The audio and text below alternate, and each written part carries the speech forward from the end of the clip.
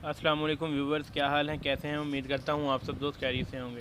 सब दोस्तों को हमारे चैनल साम फार्मेसी पर खुशामदीद कहता हूँ। जो दोस्त चैनल पर न्यू है वो चैनल को सब्सक्राइब करें और साथ बने हुए बेल आइकन पर क्लिक करें। इस बेल आइकन पर क्लिक करने से आप हमारी डेली बेसिस पर मेडिसिन से रिलेटेड अपलोड की जाने वाली वीडियो से आगाह रहेंगे। तो व्यूवर, जैसा कि आप सब दोस्तों को पता है कि मैं मेडिसिन से मतलब रिव्यू करता हूँ, किसी भी मेडिसिन के मतलब आप दोस्तों को इन्फॉर्मेशन देता हूँ कि ये मेडिसिन किसके लिए बनाई गई है, इसके क्या क्या फ़ायदे हैं और क्या क्या नुकसान हैं।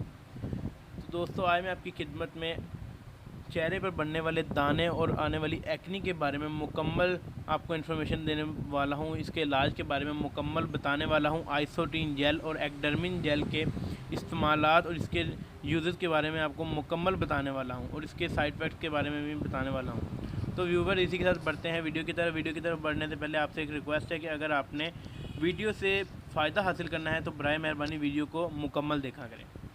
तो व्यूवर, पहले मैं आपको आइसोटीन जेल के बारे में रिव्यू करवाता हूँ। आइसोटीन जेल के अंदर आइसोट्रेनियन बीपी साल की फार्मूलेशन की गई है। इसके बाद मैं आपको अगर एक्डर्मिन जेल के बारे में बताऊँ तो इसके अंदर अगर फार्मूलेशन के बारे में आपको बताऊँ तो इसके अंदर क्लिंडामाइसिन फास्फेट प्लस ट्रिटोनियन साल की फार्मूलेशन की गई है, जो कि किसी भी तरह के दानों वगैरह के लिए बहुत ही अच्छा साल्ट पाया जाता है। व्यूवर, अब आपको इसके इस्तेमालात के बारे में, इसके फ़ायदों के बारे में बताता हूँ। व्यूवर, आइसोटीन जेल आइसोट्रेनियन साल्ट के अंदर पाई गई है, जो कि चेहरे पर बनने वाले दाने और एक्नी को ख़त्म करने के लिए बहुत ही मुफीद जेल है। और इसी के साथ एक्डर्मिन जेल जो सी है, इसके अंदर क्लिंडामाइसिन साल्ट है, जो कि चेहरे पर बनने वाले दानों को जड़ से ख़त्म करने के लिए बहुत ही मुफीद है।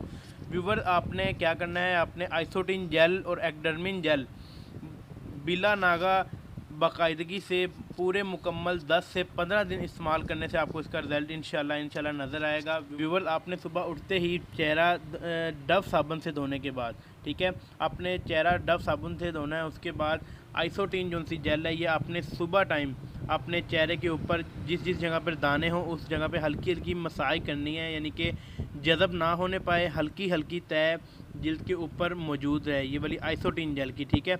उसके बाद व्यूवर, 12 बजे दिन में आपने चेहरा धोना है किसी अच्छी साबुन से। मैं आपको यही मशवरा दूंगा कि आप डव साबुन वाइट यूज़ करें चेहरा धोने के लिए, ठीक है।